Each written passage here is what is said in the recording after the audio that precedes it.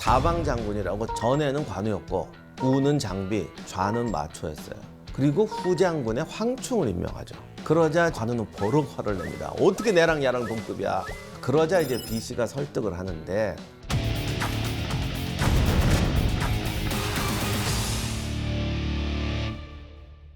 본문 그대로 아니고 제가 이제 해석해서 말씀드리면 이런 겁니다. 당신 말대로 관우와 황충이 동급이 아닌 건 맞다.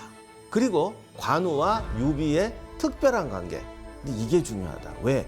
이렇게 당신과 유비의 관계를 세상이 다 아는데 이 무명이었던 황충을 관우와 동격으로 높여주면 얼마나 많은 사람들이 감격하고 그리고 수많은 애들이 모여들 거 아니냐.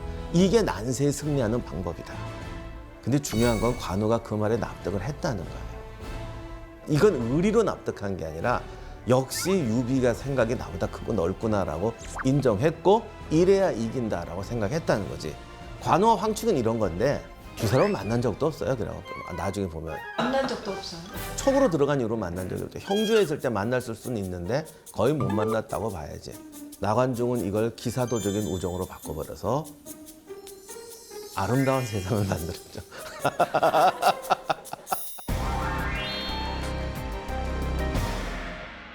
촉정복전에서 황충의 능력을 알아본 유비는 촉의 운명을 바꿀 결정적인 전투에 황충을 데려갑니다. 바로 219년에 벌어진 한중공략전이죠.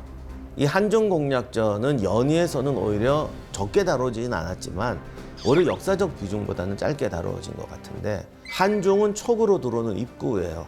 조조가 한중을 차지하면 촉의 운명도 존립 자체가 위험해집니다. 그래서 총날에서 말하기를 한중은 촉의 목구멍과 같다라고 했거든요. 촉의 운명이 걸린 겁니다. 그래서 이때 유비가 직접 출정하죠. 관우는 형주에 있었으니까 법정, 장비, 황충 다 데려갑니다. 조조는 이때 자신이 직접 오지는 않고 하우연, 장합, 서황, 곽해 등 최고의 명장을 투입합니다. 당시 군대, 병사들의 능력은 위나라가 정이었어요. 이건 사실 땅에서는 상대가 안 되더라고요. 그러나 촉구는 지형의 이점, 그리고 정사에서는 거의 등장하지 않는 삼국지 연이스러운 계략을 사용해서 강력하게 싸웁니다. 그리고 마침내 유명한 정군산 전투에서 하우연을 살해하죠. 이 내용을 잠깐 말씀드리면 하우연하고 장합이 양쪽 다 맹장이니까 군대를 나눠서 주둔하고 있었습니다. 근데 이 입구 지형이 길이 좁고 산곡이니까 군대가 이렇게 쫙 밀고 가는 게 아니고 하도 길이 좁으니까 소수 병력을 내보내서 끊고 뒤를 치고 이런 게 되게 많아요. 그래서 하우연이 자기 부하들은 되게 스피드 있고 무장은 짧은 애들로 시키고 오리지널한 포진을 둔 거는 장합 쪽에 뒀대요. 이걸 촉군이 눈치를 딱 챈 겁니다. 그리고 법정이 이걸 딱 파악을 하고 기가 막힌 계략을 세워요. 병력을 동원해서 장합 쪽에다 맹공을 합니다. 장합을 계속 압박을 하니까 장합이 이놈들이 왜 이렇게 세게 덤비지? 그래서 하우연한테 구원 요청을 해요. 원래 작전이 그런 거였던 것 같아요. 장합은 본데 자기는 빠른 부대, 그래서 적이 몰려오면 빠른 산길을 넘어 뒤로 치자거나 이런 작전이었던 것 같은데 장합이 위험하다고 그랬더니 하우연은 이 용기와 배짱은 있는 사람이라 부대 절반을 장합한테 빨리 돌려보냅니다. 요 틈을 노려서 법정이 정군산에서 보고 있다가 탁 멋있는 말을 하죠. 이제 공격이 가능합니다. 이건 무슨 말이냐면 유비도 병력이 많지 않은데 병력 대부분을 장합 쪽에 보냈잖아요. 하우연이 약해진 틈을 타서 그리고 이곳의 지형이 좁은 지형이니까 총나라의 최정예, 병력은 적지만 최정예 부대를 좁고 깊게 강력하게 돌파시키면 중심을 무너뜨릴 수 있다. 이런 작전이었던 것 같습니다.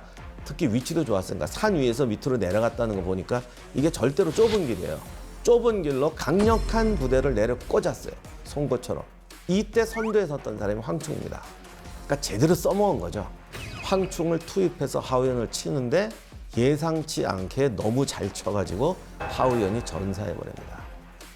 그래서 황충의 열전에는 적이 정예였지만 용맹하게 전진해서 하우연을 격파하고 살해했다라고 나오죠. 하우연이 황충한테 직접 죽은 것은 아닌 것 같지만 하우연급이 전사하는 것은 삼국지에서도 거의 드문 사례고 조조가 야전에서 이룬 최고위 장수라고 할 수 있죠. 조조가 굉장히 충격이었죠. 하우연이 죽으니까 철수하려고 그랬는데 이 위기의 순간에 곽해라는 또 숨은 명장이 등장합니다. 이게 인재풀이 넓으면 좋은 게 전쟁이란 건 결국 사고가 나는데 이때 이걸 해결해 줄 수 있는 인재가 있느냐는 거죠.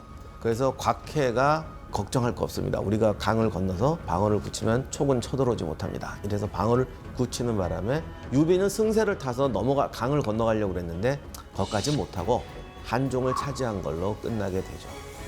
황충과 위연은 요 한중 공방전하고 긴밀한 관련이 있는데 황충이 한중을 점령하는 데 공을 세웠고 위연은 이 한중을 지키는 데 공을 세웁니다.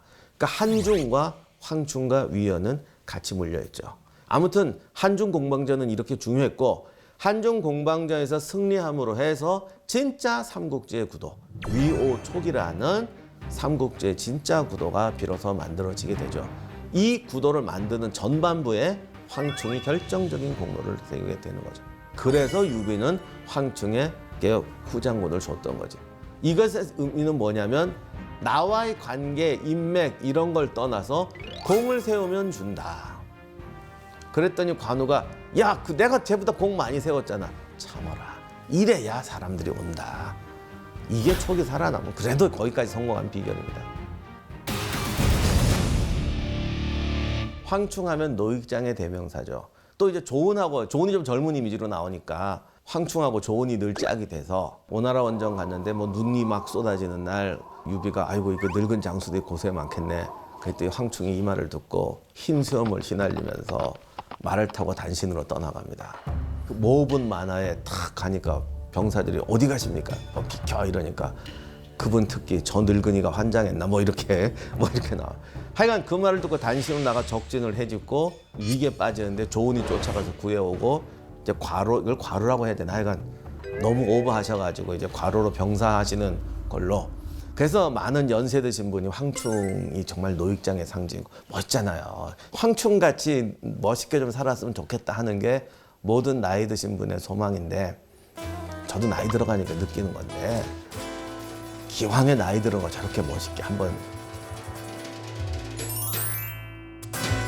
이게 결정적인 뻥인데 나관중이 노인들을 배려한 것 같아요. 옛날에 책 읽는 게 아니고 삼국지가 마을에서 이거 이야기꾼한테 듣잖아. 아 이거 듣는 사람 다 나이 드시고 집에서 쉬시는 분 많을 거 아니야. 애들하고 노인 배려를 해야지. 배려를. 여기까지 하면 뜻을 아시겠지만 이거 확실한 뻥입니다. 황충은 나이가 안 나와 있어요. 그리고 한얀한테 스카웃돼서 싸울 때 보면 막 이렇게 앞장서서 싸우고 이러는 걸 보면 관우 장비 조자랑보다 젊었으면 젊었지 나이가 많지는 않을 것 같아요.